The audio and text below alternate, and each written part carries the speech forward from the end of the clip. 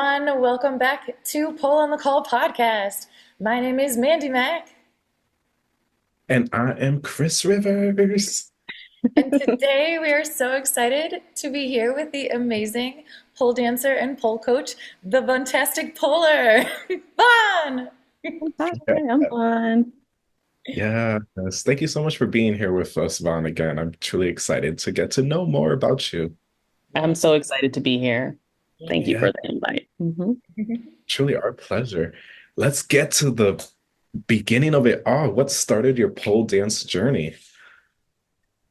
Hmm. I started pole dance in 2019.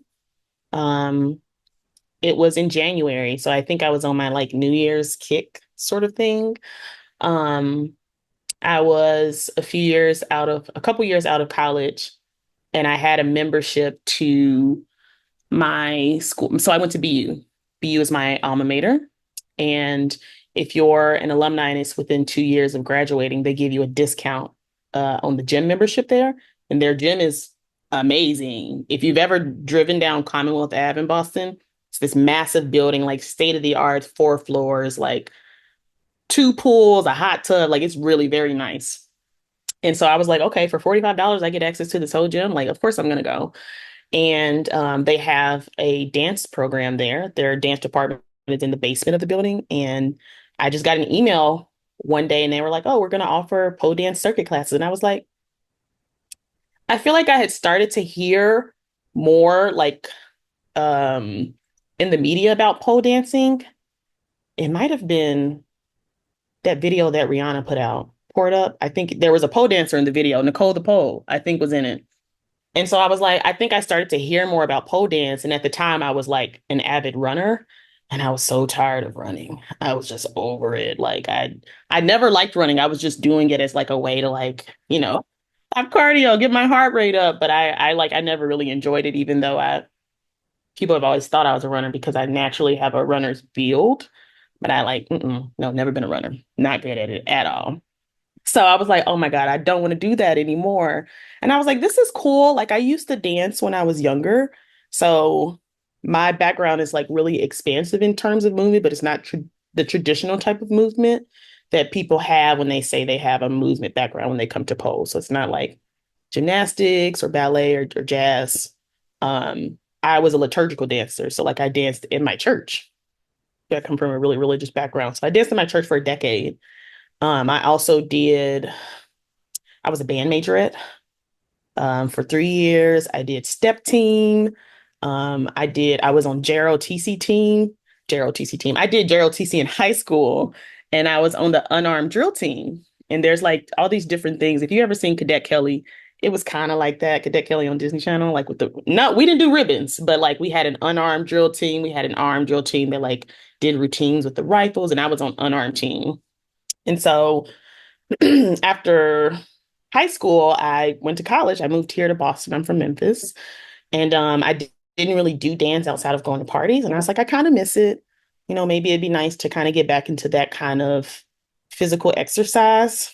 And so I gave it a try. BU was offering it once a week, 75 minutes. And I was like, okay, let's try it. I was like, oh, I can do this. Like I've been dancing. And I was like, oh my God, that was so hard.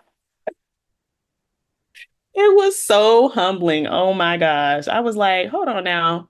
I went up in there. I was like, I'm gonna do this so easily. And I was like, I can't even climb this pole. Like, but I fell in love with it. The teacher that I had is actually someone that I ended up working with when taught at my first studio. And she was awesome. Her name is Liz. And she was amazing. So y'all know Liz, right? Okay, she she has the physical therapy background, and so like we were really big on conditioning and warming up and whatnot. Um, and it was just like it was really addictive. I was like, oh man, I hate that it's only one time a week. It's 75 minutes. Like I need more. And so I finished the semester and I was like, okay, like I gotta do this all the time. Like I gotta get in there. And so I just started looking around, and that's how I found Boston Pole Fitness. And they used to have, back in the day when these studios used to have unlimited, $100 for unlimited classes a month. They did this really cool deal where you could have unlimited classes. No, it wasn't unlimited classes, 100 classes for $100 all summer. So you had the whole summer to use that. And I was like, that's what I did. I was in there all the time, taking multiple classes in a row. Like I wouldn't tell my students to do that today, but I was in there all the time. And that's how I got into it. And I really just I fell in love with it. I fell in love with the challenge. I loved being able to like get my body moving. I loved being able to dance again.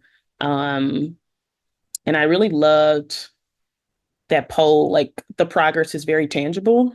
You know, I can always go back and look at the first video I took in Liz's class, which was the last class of the semester. And I'm like, my, how we've grown, you know? Um, and yeah, it's really like motivating. It's challenging, it's motivating, but it's also a lot of fun. So that's kind of my pole dance entry story. Mhm. I love that. And it all started just because your college gave you a gym membership. Yeah, I love That is exactly it. Just thank you, BU. You were good for something. Thank you.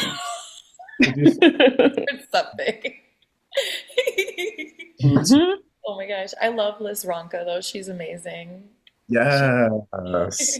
So strong and capable and very knowledgeable. hell yeah. Yeah. Yeah. Yes.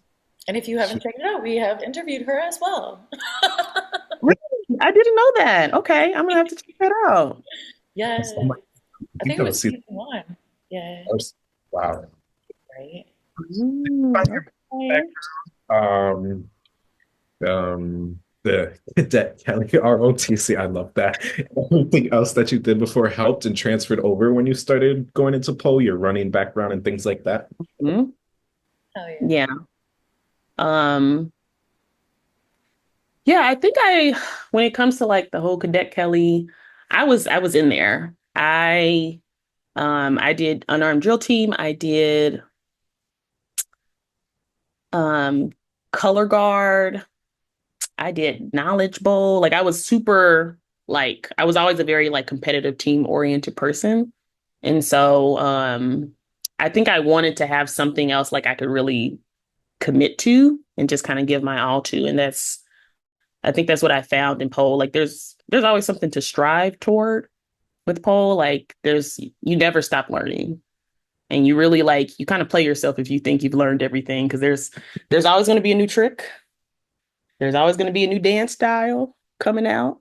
Um, New music to try to dance to mix in salsa and pole and ballet and pole and jazz and pole, you know. So that journey to me felt very like natural to end up in pole. Yeah. I think it's so funny that you said that you were running and then you didn't like it. Never. I hate running. I would never do it. I did not like it.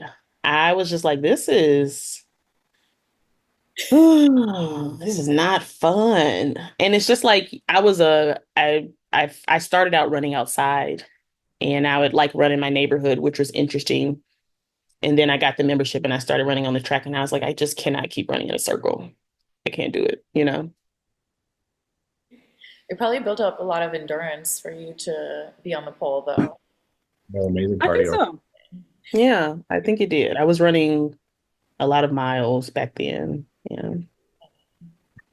Well, when did you What did start making the transition from pole student to teacher?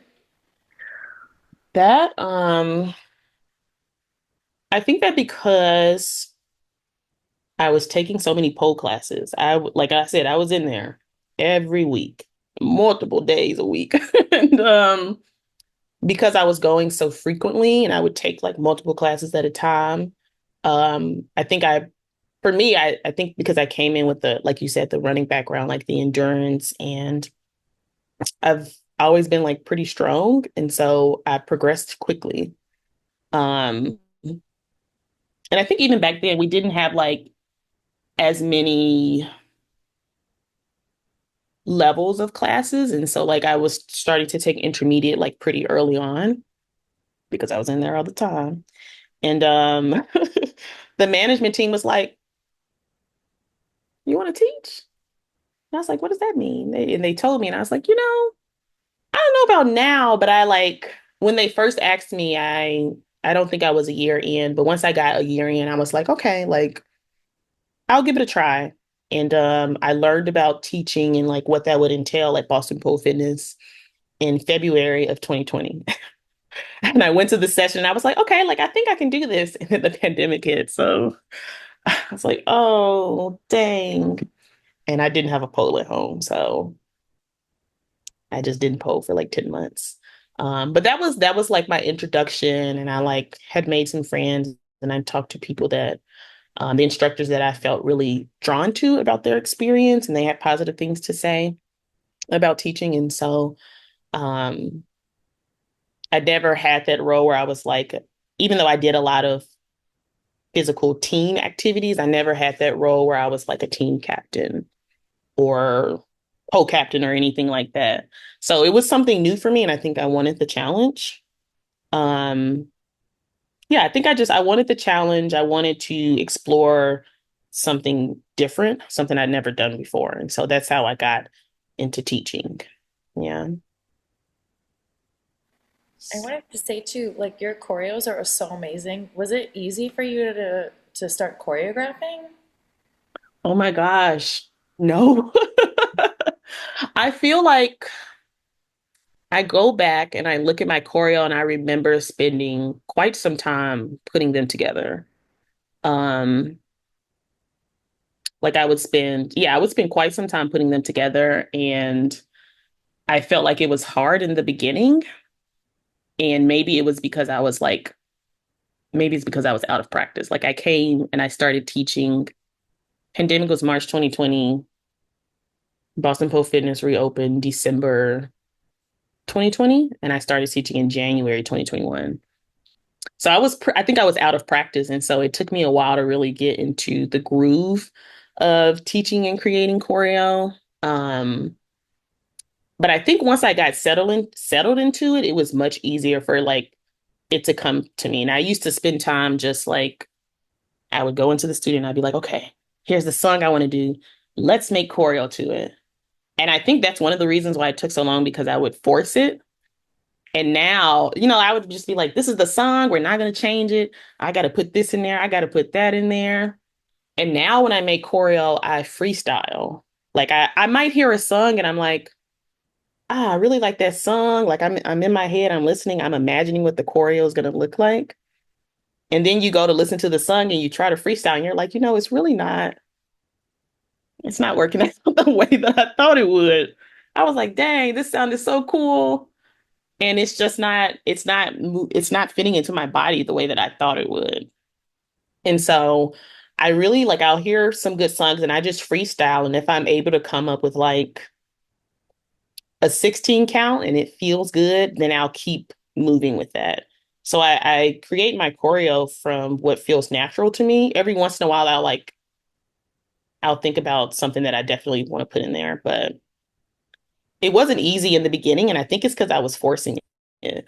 I don't think there's anything wrong with like picking a song and like knowing like this is what you want to do, but for me, um, I felt like it made it feel very effortful instead of coming naturally to me, and I think that's why people say that they feel like my choreo flows very well, and I think it's because I just move naturally. And if something is like, okay, like that doesn't really make sense, I should probably take that out. But for the most part, the choreo that I'm making is coming from freestyle. And I think that's why it flows well and why it feels good. Because it's the way that um we're not forcing any type of movements. It's just the way that like our body naturally moves from this trick to the next trick. Yes, I appreciate you being honest and sharing that with us. Um, because I'm in that transition period now where finding the benefits of freestyle and just kind of flowing and Hmm. making rather than forcing my body into shit that it does not want to do just because it looks amazing in my head. So I appreciate you sharing that because it's nice to know I'm not the only one. You are not alone. And I'm like, you know what? It's almost time for dinner. I've got to finish this choreo, like, and I really try to just, I'm like, I'm going to the movies. Like, let's try to put something together that feels natural instead of trying to like, bend and break our body into what somebody might expect it to look like. I'm sorry, I gotta plug in my charger before my computer dies. Yeah, bend and break it and try to force it into something that, somebody might expect it to look like instead of like what feels natural for us. Facts. I feel when we become teachers, we want to create like the best choreo. We want our students to love it. So we tend to Hmm. forget about dancing how our body wants to and add shit that we think students will enjoy. Oh yeah, I totally agree with you. And I think I think social media probably plays a role in that. Agreed. See, you hear these songs, and they're like, oh, this song's very trendy. Like a new album will come out. Like Megan Thee Stallion put out a new album a couple weeks ago, and people are like, can you do this song for the album? And I tried out, and I'm like, it's not fitting in here, but I can play it for the freestyle period at the end of class. So I totally hear that. I agree with you. Mhm. So, what is your favorite? Do you have a favorite style of pole? I love sensual, sexy heels. That's my can we cuss on here? That's my shit. Like for real. Um, I don't know if it's like the Aquarius in me, like we're total rebellious rule breakers and we're just like, oh, I'm just gonna put it all out there. And I feel very comfortable with that, like having people's eyes on me and moving my body in like very seductive ways. And I love heels. I love the challenge of heels. And figuring out how tricks change when you put on heels versus when you take them off. Um, I love, I love finding, um, like the music in my body when I'm dancing to sensual or like sexual music. Um, how our body rolls change, how our leg waves change, depending on the musicality of the song or depending on the type of sexual song it is. I don't know. Really does something to me. It makes me feel very empowered. It makes me feel very strong. Um, and I think like this is just pole in general, but it makes me feel very capable of anything. It makes me feel very capable. So I just love heels and I love teaching choreo to people and just like helping people find their sense of sensuality um, for themselves and whatever that means to them. So I love everything about that.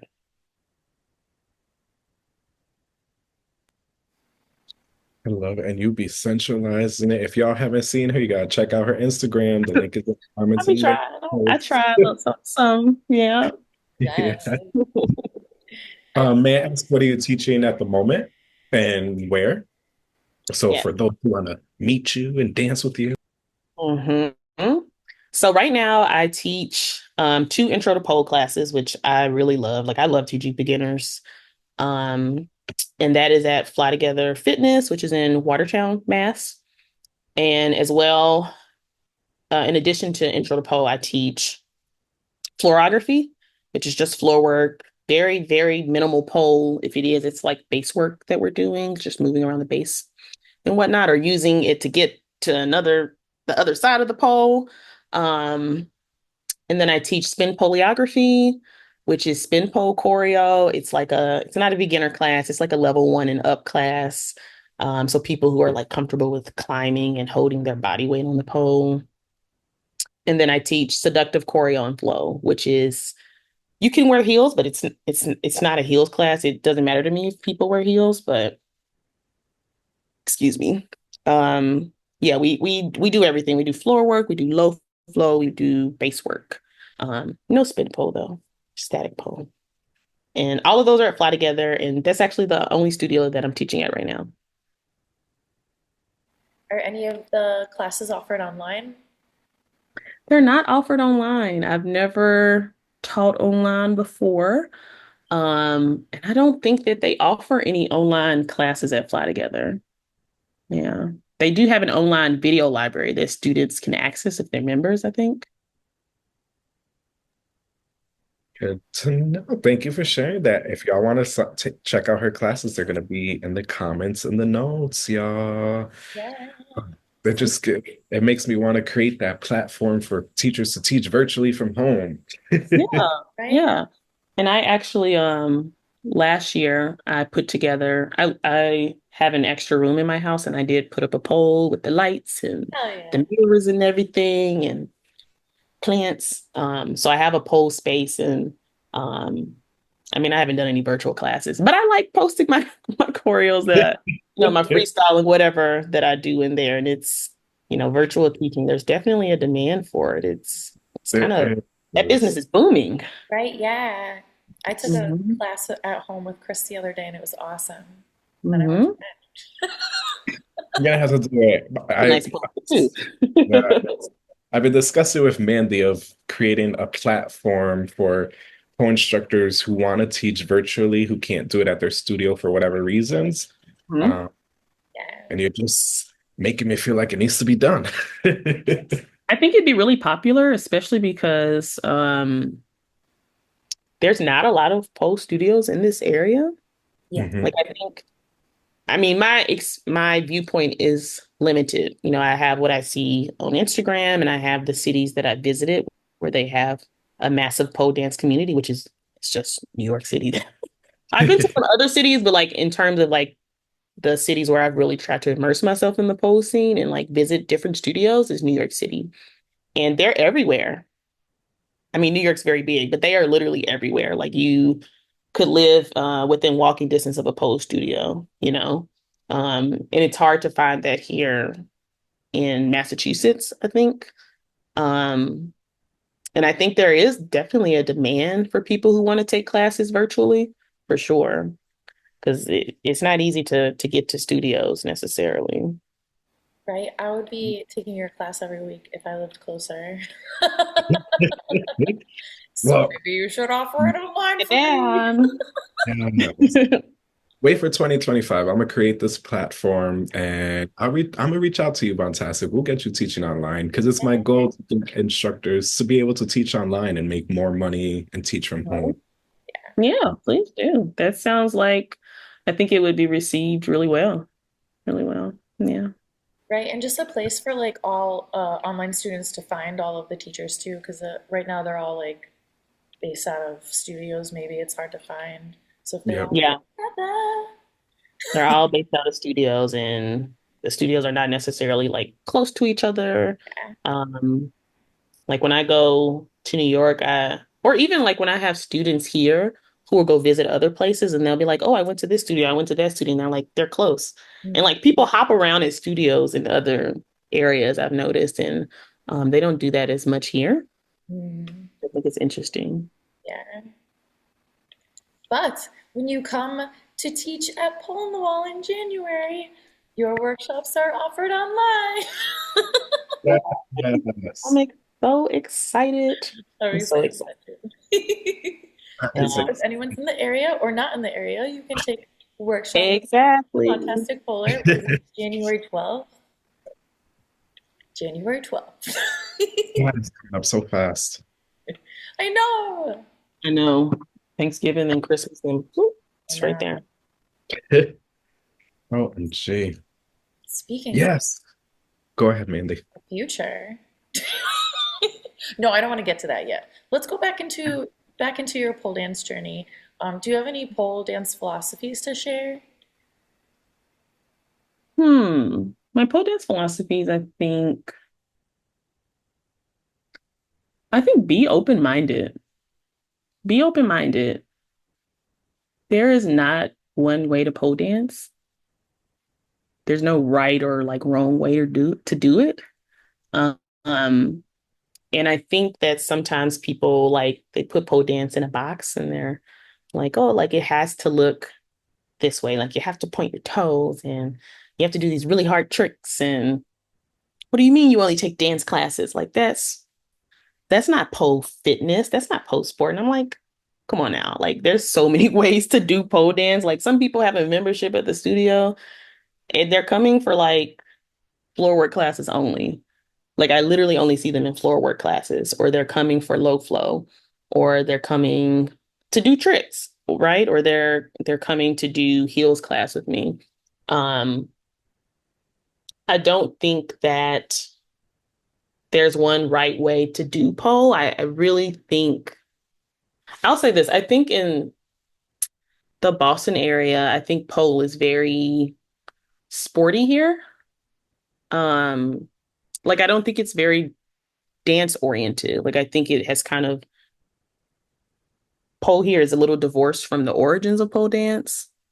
Um, and I think there are some people who kind of like when they see people dancing, they're like, why would you? Why would you do that? Like, why not butterfly, Aisha, outside leg hang? Um, and they don't necessarily understand or maybe want to understand that people have different interests. There are different things that make people feel fulfilled when it comes to pole. And it's not always doing tricks and climbing up the pole. Like some people have really found themselves just through body rolls and leg waves. Like I had a student who she does different things. Like one month she was like, I'm going to focus on airwalks. And the next month she's like, I'm going to focus on leg waves. And she's like, I'm feeling really called to body rolls. Like, this is my time for this. And I'm like, that's good. Like, you should find the thing that makes your heart sing. Oh, look at that, me rhyming. I didn't mean to rhyme, but you really should. You gotta figure out like you're not doing this for anybody else. You're just doing it for yourself, right? So it can be a little frustrating when people are like, oh, you got to do it this way. And I'm like, no. I tell my students, they come to the intro, I'm like, it doesn't matter if you point your toes. Nobody cares about that. So for me, like I think I try to tell my students, like, be open-minded. There's no one way to do something. I might teach it this way, but like there's other ways to teach this trick, right? Or maybe this particular thing like doesn't work for your body, like it doesn't feel good or it's not safe for your body, right? So let me give you this other thing to try, or let me show you a different way to get into this trick instead of, for example, Superman. A lot of people hate Superman. They hate that trick. It hurts. I get it. Jasmine to Superman does not work for everybody. Maybe flatline Scorpio to Superman is better, or apprentice to Scorpio. Like there's different ways to do different tricks, and I don't like to force people to do. And maybe it's the like I said, the Aquarius. I don't know. You can spice it up. You can try something new. So that's probably my main philosophy when it comes to teaching. Yes, I love that. I agree. Everybody should be open-minded, take from different teachers, take from different studios, take Mhm. different styles.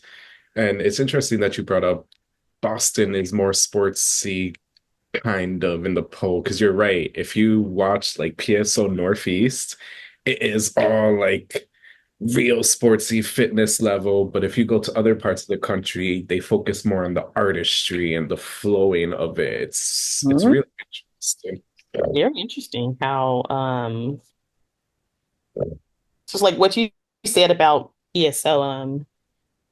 I have I was talking to one of my students who is prepping for PSO this weekend, and which is exciting, like I'm so excited. But they're like, they went to a dress rehearsal and they were like, oh, there were not other people in the DTF category, like at the rehearsal. Like she was the only one, and she was like, there was a lot of like championship level, which is fine, If that's what people feel comfortable in when it comes to competing, you should definitely do what you feel comfortable in. But she was very cognizant of the fact that there's not a big focus. There doesn't seem to be a big focus on dance when it comes to competing. And I was like, God, I agree. I did DTF, and I was like, they had to mesh my categories because there weren't enough people in the junior. So I was joined with master and I think grandmaster too when I competed.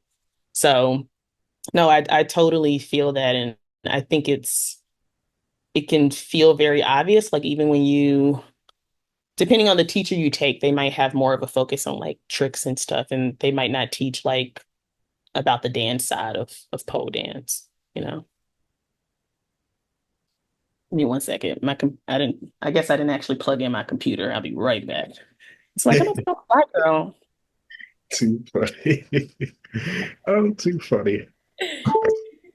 Almost I fun. think there was somebody else we were talking to as well about in this region, it seems to be like all of the pole dancers need like a right way to do it.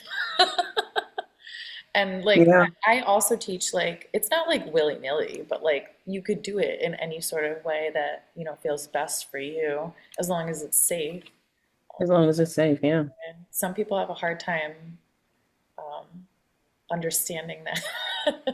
Yeah. Yeah. And I have a lot of compassion for people who feel like they need to be told like what's the right way to do it.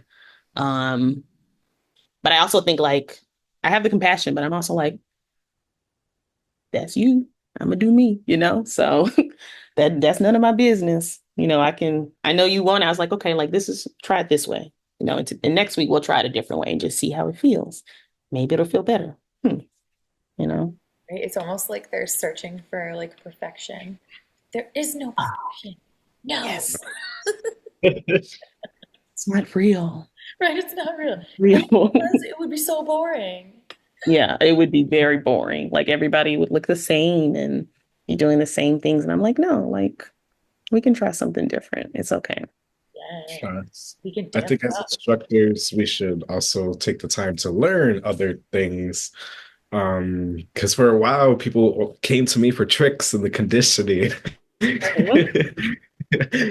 And now it's nice when they're like, "Oh, you got some floor work on you too." Okay, so I think it's important as They're like, instructors. oh, you're branching out. I'd love to see Yeah, it.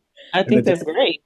it started to show up in classes more instead of focusing all on the conditioning to get the tricks. I'm adding some more of that floor work element, the low base thing, which I think is important, not just tricks. Oh. And do you find now that you're starting to add in the floor work and the base work, has that impacted the way that you teach your tricks class? Or maybe like the way that you do your tricks? I do, yes. I find a way to use conditioning exercises that are either floor work and go with the tricks, or the conditioning exercises work for the floor work and the tricks. And then I find a way to combine the floor work with the trick to put it into a combo. So if they want to be higher level Yeah. and experiment with new things, they can try to put it together like that. Um, and I think the students like it. It's they seem to enjoy being able to bounce back and forth from floor work to trick, from floor work, etc., flexibility and so forth. Mm. Oh, I love that. Yeah, I feel like I actually had a student in my class this week, and I haven't seen her in a while, and she was like, "You look strong." And I was like, "Thank you. I'm just teaching intro to pole." So I'm like, it must be all the dancing making me strong. And so I've been doing all this dance for like months, just like I'm teaching 3 dance classes a week, which is a lot. At one point, I was teaching 4, you know? And so I'm not taking as many tricks classes. But when I go to tricks, I'm like, it's been a while, but I can still do this trick. And actually, I can do even more. Like dancing makes you strong. It builds your endurance. I'm like, okay, I gotta mix this up a little bit more. It has a really positive impact on your strength. I would second And that. I am also a purely only dancer. I think Yeah. I went up the pole the other day in Chris's class, but it's been months. Oh, But yeah, I glad of do my dancing. it. I hear it. I hear it. you're 100% right. Now that I'm doing more of the floor work, like I find sometimes I leave and my body hurts more than if I spent the time doing the trick. Exactly. I'm like, I'm beat up right now, but like it's a good beat up, you know. Yes, it is.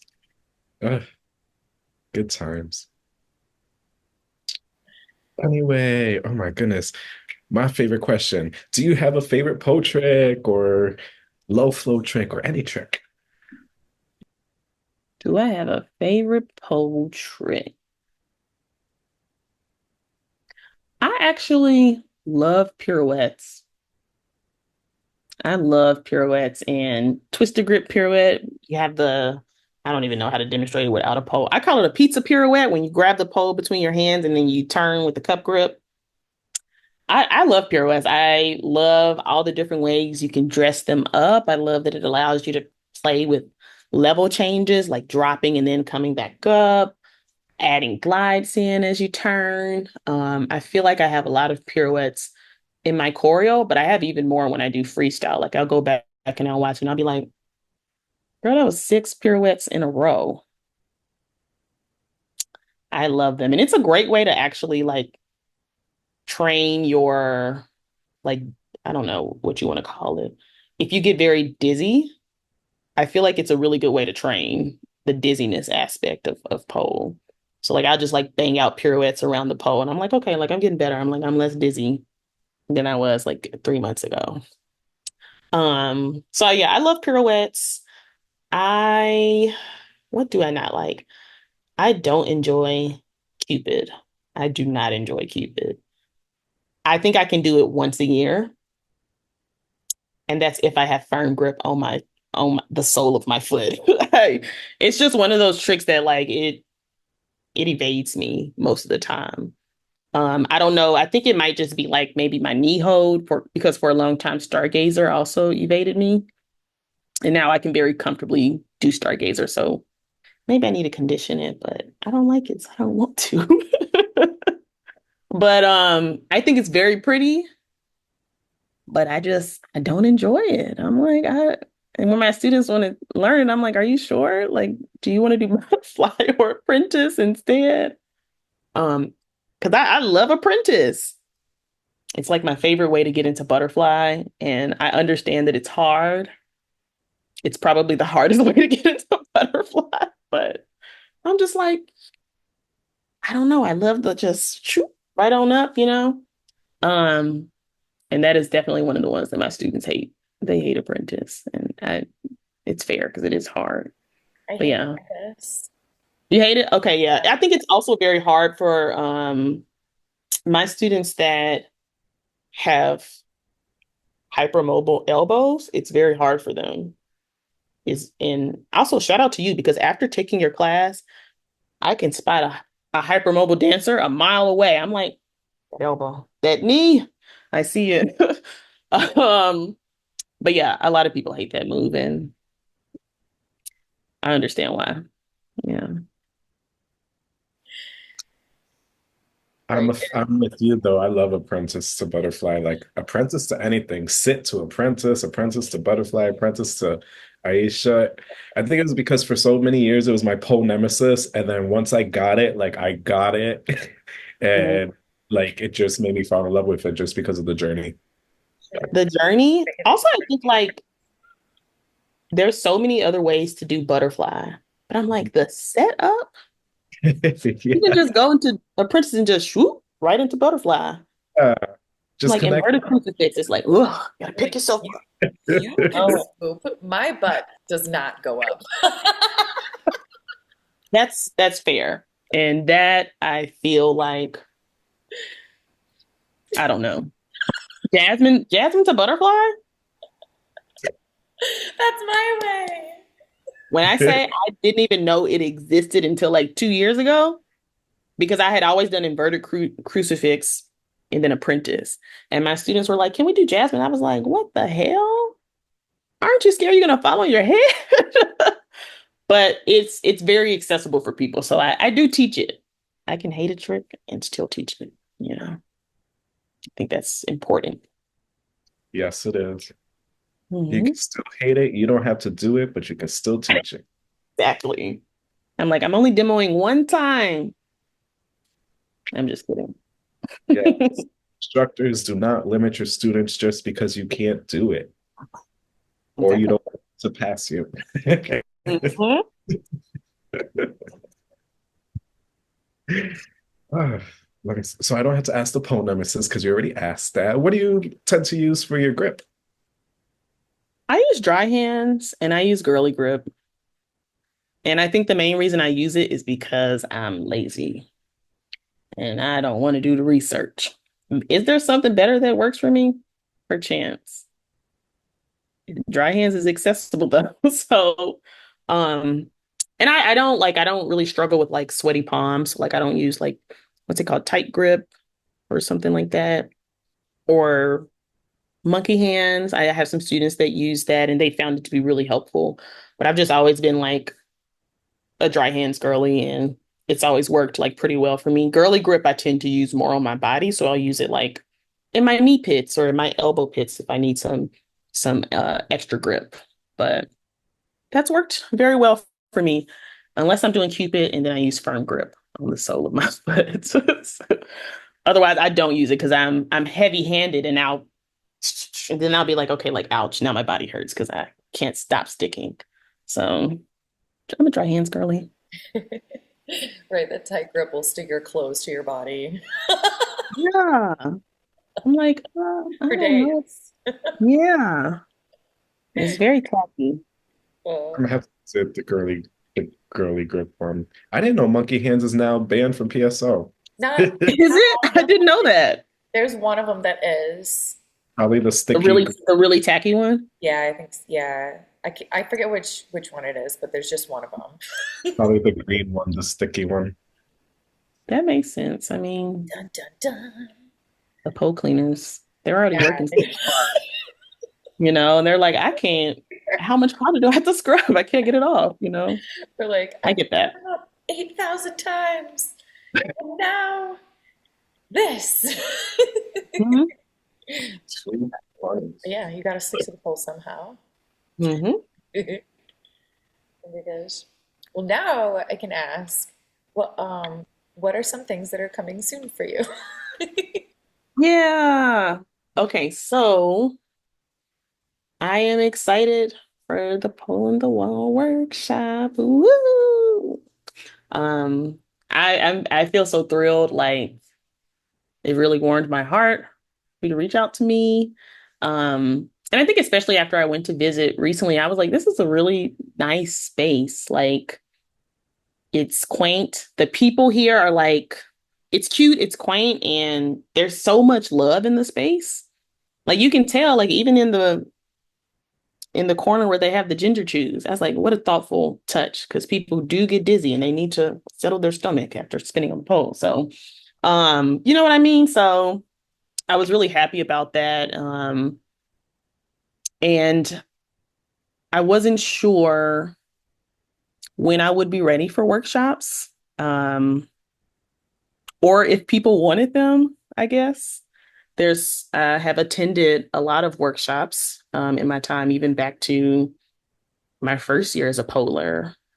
Different people, Crystal Belcher, Samantha Starr, um, Mændy Mac, um, Bentley Rebel, like all these different people. And I was like, that seems really cool to be able to like travel and to share about your teaching philosophy or your choreography or your signature tricks, or, you're really good at doing Superman. Like I want to break this really difficult concept down for people. And I wasn't expecting it to happen when it did, but I'm grateful and I'm really excited about it. And um, like I've said a million bajillion times, I love teaching choreo. I love teaching, but I really love creating and teaching choreo. And so I'm excited to share that with more people in Massachusetts and beyond because there's online. So that's one thing that's coming up, and that's January. 12. I think it's the 12th. Sometime in mid-January. And um, then I have a workshop coming up in December at Flying Squirrel in not Malden, Everett, Massachusetts. And that is with two of my dear friends, the Pope besties, Shanika Roach and Jillian Wright. We're former instructors at Fly Together Fitness. And they're both people that I like deeply admire and I trust. And I feel like we just like gravitated toward each other. Like, like you're taking a pole class and you're like, I don't know, that person seems cool. Like, let me go be friends with them. And I think we just like really gravitated toward each other and we became quick friends. And we were like, okay, I feel like we all are like in this that's where pole dance came from, right? Like movement, sensuality, sexuality, and embodiment. And because we were like kind of on similar wavelengths, we were like, I feel like what we were talking about earlier, like there's Boston is just not very pole dance oriented. And we had these students who were just like, we really feel moved by the way that you teach, and the things that you teach. And we really support you. And we were talking about it, and we were just like, maybe we should just, give it a go and see what happens. And it sold out like that day in like hours, like 2 or 3 hours. And I was like, oh, wow, y'all really trying to move your bodies. You're trying to make something shake. I love that. So I'm really very excited, very like grateful and humbled and just like excited to teach it. We're gonna like break it down into different concepts. It's a 2-hour workshop. So we'll each teach a portion after the warm up and teach different concepts like level transitions and embodiment, audience engagement, control, And for me, like I'll really be focusing on like level transitions, musicality, and control. All are things that have been really important in my movement background as a drill team member. We're doing these like really choppy, movements, and precision and control is really important. Like those are the things we're getting graded on when we compete, because I competed on drill team, right? We were the reigning team in my city, but neither here nor there. But like those are the things that were really important. Like musicality, there was no music. We were just marching around. But as a liturgical dancer, the musicality was important. As a majorette, we were dancing to drummers and trumpeters and all this stuff. So that's really important to me. It's like it's in my body to listen for those cues when I dance, and it shows up in my choreo. And level transitions for me is like when I go back and I watch my freestyles, I'm like, I'm just moving up and down that pole, moving up and down that pole. And I'm like, I think that's really cool. Like, how can we leverage our strength and our flexibility to move around the pole, to travel up it, and then to travel back down it and quickly or slowly, but with controlled movements, and to make those level transitions with musicality in the back of our mind. So I feel really excited, very pleased, and the hope, it was very well received. We got a lot of really positive feedback. The students were like, "Yay, we've been asking for it," and we have a wait list for a second one. So I feel good. Yeah, So you should probably make a second workshop. that is the goal. That is the Uh, goal. Hell yeah. That's exciting. OMG. I can't wait. I can't wait to see what's in store for you. I can't wait either. So I'm very excited. excited. What's Yes, that? that's so awesome. You're taking the big leap to be a workshop leader because it is a little intimidating, and I think There like is. it's good for everyone. I know like back in the day it would be just like the pole stars that came out, but Mm-hmm. I really do think it's important for all teachers to like get out and experience different spaces and different communities and share your Yeah. talents. Yeah. Yeah, I totally agree. I think it's a different skill set that you're honing too, to be able to adapt to a new space, to adapt to a potentially new group of students, and to really spend time like focusing on some really specific skill set, right? So yeah, I agree with you. I'm excited to give it a whirl and see what happens. Yay. Love it. And hopefully more online classes with you in the future. Yes. Yeah, I'm really excited for that part of the workshop. I'm like, um, you know, making sure that I can attend to the students who are in person, but also online. And like, I've never taken a virtual class. No, I did once. I did once during the pandemic, and it was fine.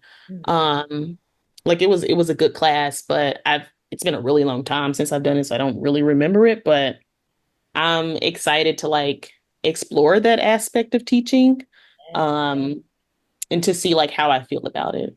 And to see if it might be possible to continue it in the future. Hell yeah. Right? It's a little different teaching in Hmm. studio and online at the same time, but for the most part, it's just like some extra students, but they're all located like right here. Hmm. That's true. That's true. I think I spent all this money on my pole space. I'm like, perhaps I should use it. There you Yeah. go. Yes. Hell yeah. Hmm. Let's see. Do you have any free time to do anything in your I just What? unmuted myself. Do you have Uh, any free time to do anything other than pole stuff or um, hmm. hobbies or artistic talents? I like to dance. I like to dance. I'll sometimes I'll travel out to Cambridge and I'll go like salsa bachata dancing. Um and I really enjoy that. That's actually something that kept me like pretty active back in like 2020, 2021. I would like go like every week, same time. I went to the lesson and then the social, which allows you to practice your skills. And I ended up getting like pretty good at bachata. I'm okay at salsa, but yeah, I really like doing that. And so sometimes I'll go like sometimes I'll take a friend, sometimes I'll just go alone and just dance and do the social dancing. Um what else do I like to do? I love sitting on my couch and watching my shows. There's nothing like rushing through work and being like, I gotta watch my show. I need to just relax with a glass of wine and catch up on my show. So that's kind of something I've been doing a lot.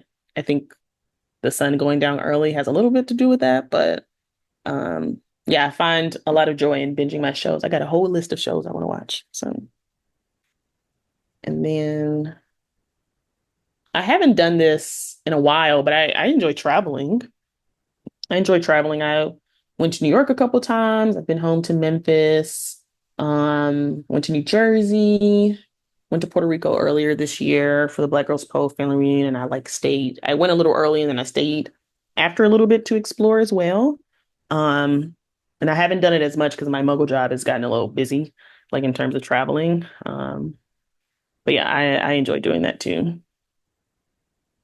Yeah, how was the Black Girls Retreat? OMG, I've seen so many good things. It was really good.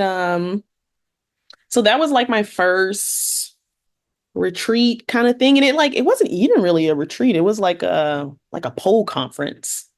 That's what it felt like. It felt like I was attending a conference for my mogul job, but way more fun. Like not boring or anything like that. Way more relaxing. Um, and it was a good time. Like they had some awesome instructors. There were some people there that I've taken classes with before, like workshops. But there were some people that I got to take classes with for the first time. Like one of those people was It's Bailey and Bish. Ugh, she's amazing. She's a just a gorgeous mover. So much power in her moves and so strong and like very sensual in her moves, very like embodied movement. And I took actually a couple classes with her. I took a class with Regina Marie, who owns the Aerial Loft in New York, and that was handstands actually, which kind of cracked the code a little bit on like headstands for me. And I've been drilling that a little bit more lately. Um, yeah, it was really cool. And I met some really awesome people too, um, that I have like really tried my best to stay connected with. And they're like, oh, are you going back next year? And I'm like, yes, I am. Apparently, I was the first one to put the deposit down. So they blasted me. I was like, y'all didn't have to tell them that, but it's okay. Like, it's nothing I'm ashamed of. I was just like, I'm so eager, to go back and be immersed in that community and to go back to, Puerto Rico. And the pole community there was awesome too. And hoping to visit some of the studios there as well. So I learned a lot. I met a lot of really cool people. And it was nice to kind of branch out and kind of get out of my comfort zone. And also I was just like, you know what? There's a lot of awesome pole dancers in Boston, but there's not a lot of black and brown pole dancers here. Um, You have to go to other areas to really find that community there. And so when I got to Puerto Rico, I was like, oh, wow, there's like a lot of us, like a lot. There were 100 people there, like 100 participants. And this coming year, there's going to be 200. So I was like, wow, that's amazing. It's incredible to have a space like that, to be able to be there and like be comfortable and talk about um, what you've experienced in the pole dance world in the industry as a studio owner and so many different branches. There were doctors and nurses, dance therapists and physical therapists and teachers, and just it's interesting to see all the ways that people were able to integrate pole into their life. Um, yeah, it was a very special time. I'm very grateful for it. I love that. I've heard so many good things, and oh my goodness, Puerto Rico is incredible. Um, uh, Thank you for sharing that with us. And I'm glad we actually kind of brought it up lightly because if people follow you on social media, you're big with educating us on how to serve the BIPOC community, which I believe is so important. And you mentioned that in the Boston area, there's not many people of color polling.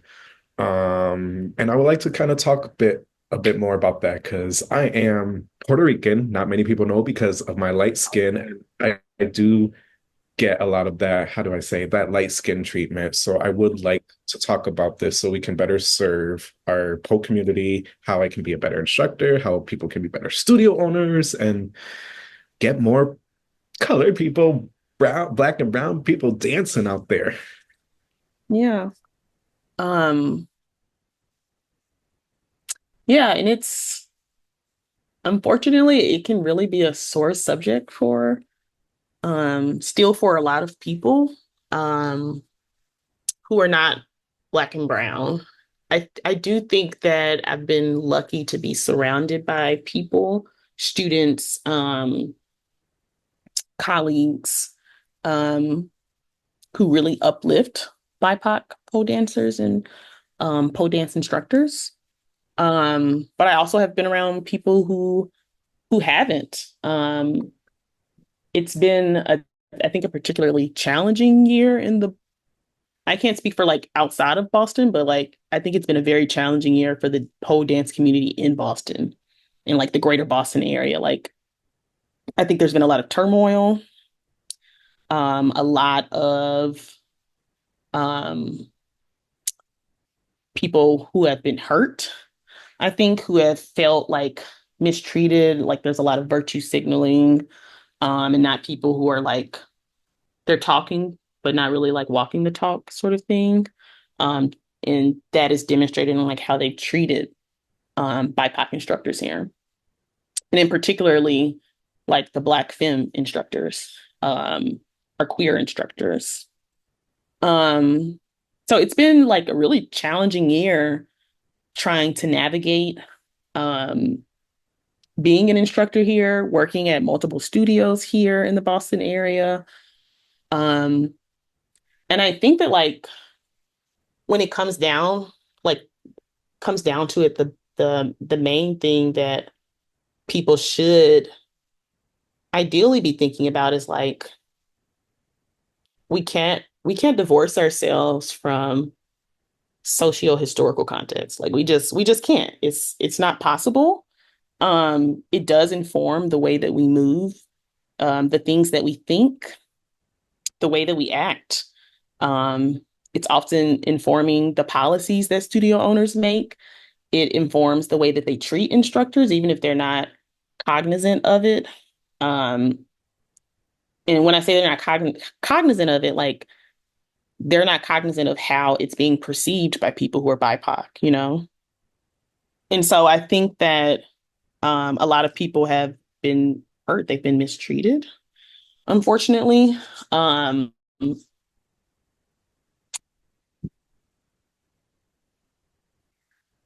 I want to say that the main thing about this particular situation in pole is that you have to be willing to get over yourself. You have to be willing to get over yourself, you know. Good intentions are good intentions, but good intentions are not enough because intentions often don't equal impact. You know, I don't believe that I don't believe that most people are walking around um, intentionally intending to be discriminatory in their practices, and in the policies that they enact and how they treat instructors. But I do think it happens. And it's an incredible burden to carry to be on the receiving end of that. Um, I have a lot of love for these instructors that have experienced that, and not just instructors, students too, you know. Um,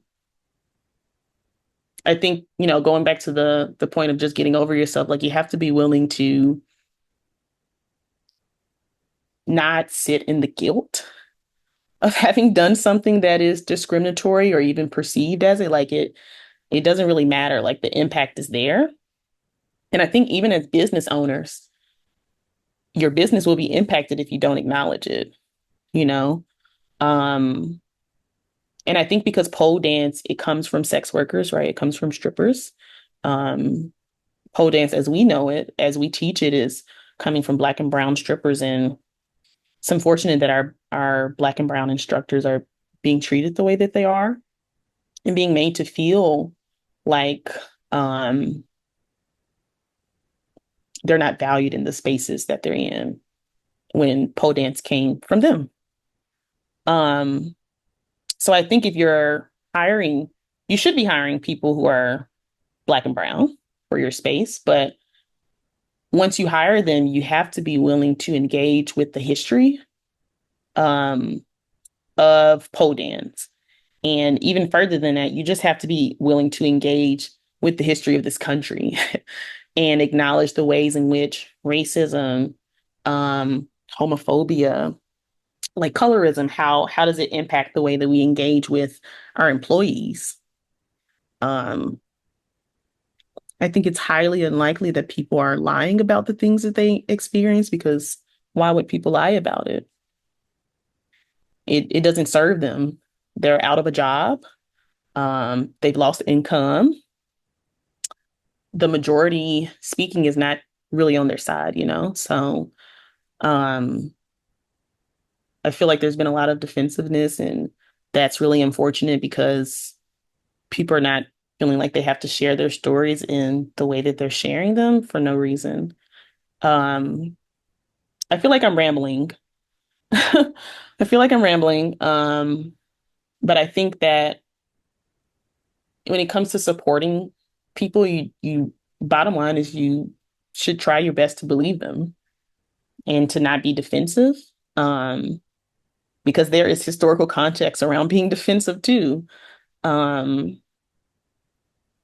and to acknowledge like, okay, this thing is happening. Is there a better way that we could have handled it?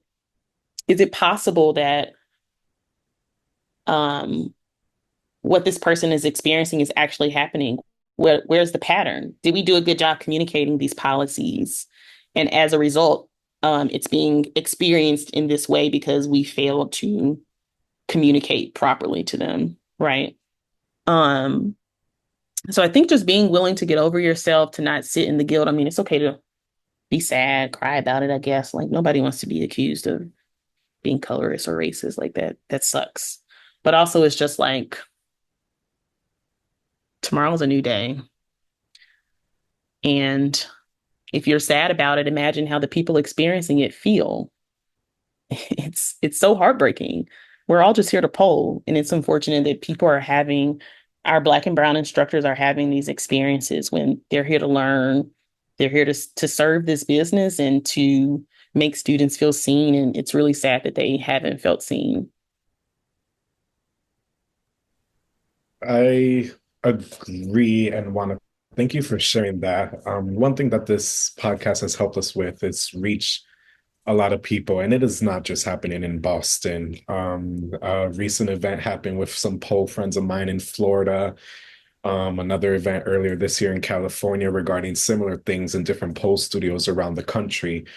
Uh, Mhm. it just happened. We get to interview you and get to talk about it. Uh, No but idea. unfortunately, it is happening around the country. Um, and it is sad. I feel as humans, we all make mistakes unintentionally and we need to learn from it. Um, like you said, sometimes good intentions are meant to be good intentions, but it's all about perception. Sometimes those good intentions don't come out the way you want them to be. It's just sad. I've seen a lot of stories lately, and it breaks my heart, these pole instructors around the country going through this. Yeah. Yeah. I've seen that as well with instructors and students just having these really terrible experiences where they feel devalued, not seen, mischaracterized.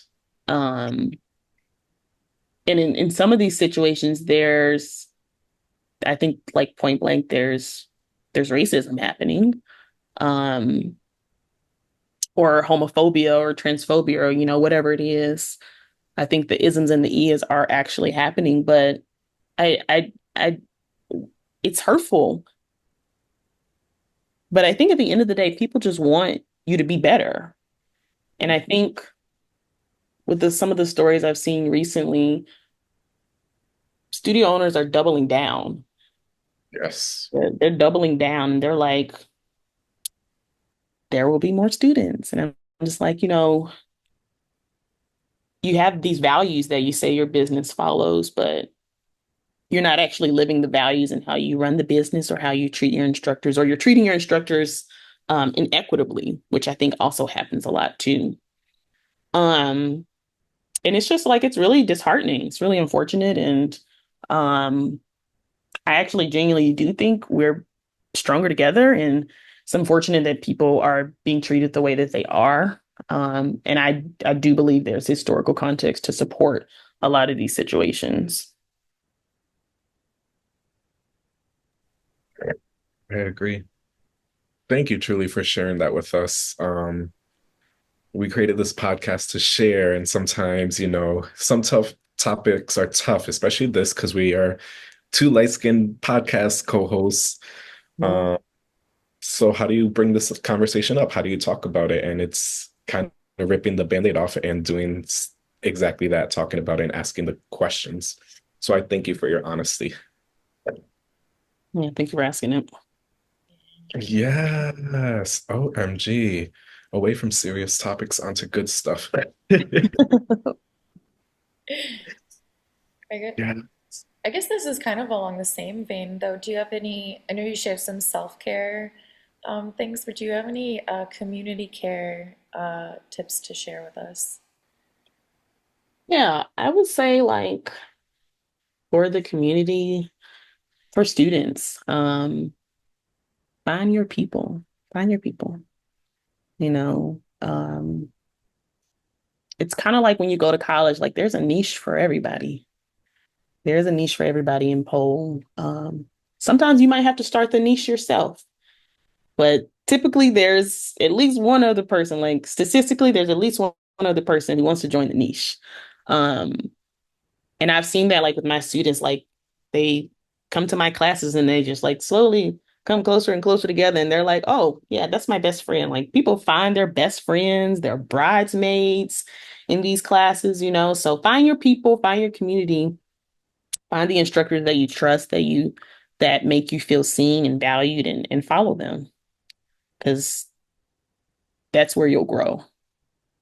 That's where you'll grow and you'll become better. So, like, that's my community advice. Find your people and stick to them. And then self-care. Ooh, that's a tough one. Man, you got to take care of yourself. You got to take breaks. And it's hard because for a lot of people, pole is how they take care of themselves, you know? And it's hard when pole was your safe space and it's not. And I have bore witness to that being the case for so many people this year, for it becoming an unsafe space for them. And I would say, like, take breaks. Pole will be there. That little slab of metal is not going anywhere. Take a break and find something else that makes your heart sing. Um, Take a moment for your brain to rest. Um, I don't know, find a friend through poll and then take a break together and say, okay, like you going back to class on this day? Okay, I'm gonna be there with you. So you have your support system. My students band together and they're like, oh, you're going to this class. Are you going on this day or that day? Okay, that day I'm gonna go with you. So find, I guess it goes back to finding your community and sticking to them. Mhm. Thank you for sharing that. Pole dancing, bringing everyone together. Pole Hopefully. dancing, everybody. Well, hopefully. Yeah, hopefully. Yeah, that's what it should do. And I think my hope is that we can this community, the Boston community, can kind of find its way back to that because I feel like that's what it used to be. And this has just been a strange year in the Boston pole scene. And I'm hoping that it rights itself, like turns itself right the way that I think it used to be for a lot of people. I agree. That was so sobering to say that. You're like, let's talk about something fun. I'm like, ugh. Oh, but you're talking about bringing the fun back into pole because it is supposed to be fun and, like you said, Yeah. a self-care for us and not an added Mhm. stressor in our life. Yeah. And that's what I wanted to be for everybody. Yeah. Yeah. Right. Too, not to bring it back to that, but like as I'm teaching the new teachers, I'm trying to, impart on them, sometimes you have to like get rid of your former training to be a good pole teacher and to provide that space. For me, I had to get rid of a lot of my dance training and my dance class experience because it was like when I was bringing those things into this pole space, I was re-traumatizing everyone rather than allowing them to Mm. explore. So I think you're right. It's really important to like take a step back and like look to see what you're doing unconsciously um, to maybe make some changes Yeah. to not traumatize people. And it's good to not traumatize people. Yes. That's a very good thing. We should all strive not to do that. Yeah. Yeah. Too funny. I was gonna say, except with the pole drop, but no, we don't want to traumatize someone with a pole.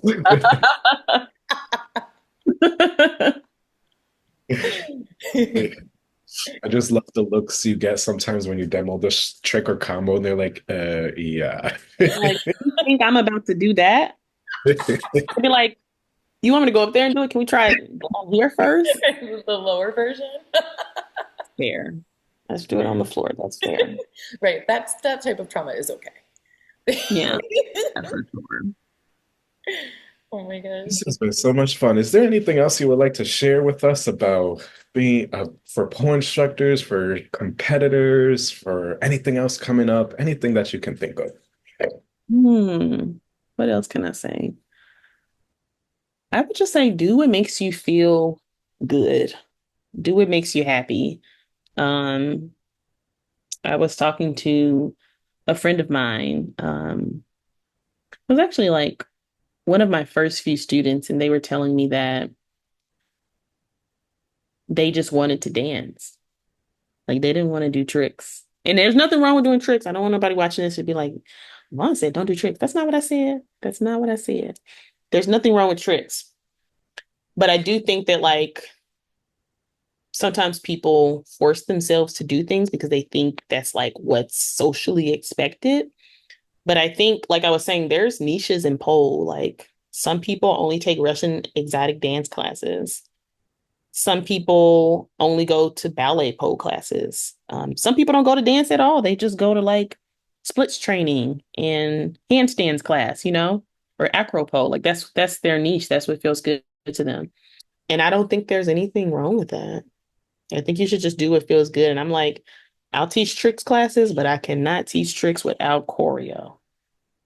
That is my niche, and I'm damn good at it. So Like I think it's really important to do what feels good. Like it's okay to push yourself to try new things, but if it doesn't feel good, like that's okay. There's other things to try, or maybe you just do what you know best, and there's nothing wrong with that either. Right. I love that. And like, goes to show like you should always be listening to yourself and go with whatever flow you're going. And Mhm. you could be Trix one day, you could be Dancy Poo the next day. Exactly. Exactly. Love it. Make that money. Don't let the money make you. Ooh, no, you didn't. I was just thinking about that movie the other day. I've been needing to rewatch it. It's been on my mind for a while. It's been calling me. I was just thinking about that the other day. I don't know why I was, but it's such a great movie, and it's true. Make that money, don't let it make you. Yes. Oh, too funny. Thank you so much for this. This was so fun. I had so much fun getting to know you a little bit more. Yeah, Yes. it was so nice to talk to y'all and get to know y'all a little bit more too. Yes. It's really our pleasure. I hope we can do this again and meet. And I can't wait to dance with you. Yes. Same. Excited. I'm really excited. I Right. can't wait to make my way back out there. Hell yeah. Thank you so much for being available to us. I can't wait. No problem. I guess All right. with that, thank you everyone for listening to or watching this episode of Pole on the Call podcast. My name is Mandy Mac. The names as I fall out my chair. Oh, all I have on are socks. I don't have. That's okay. You can pull socks too. I'm wearing the most busted socks ever.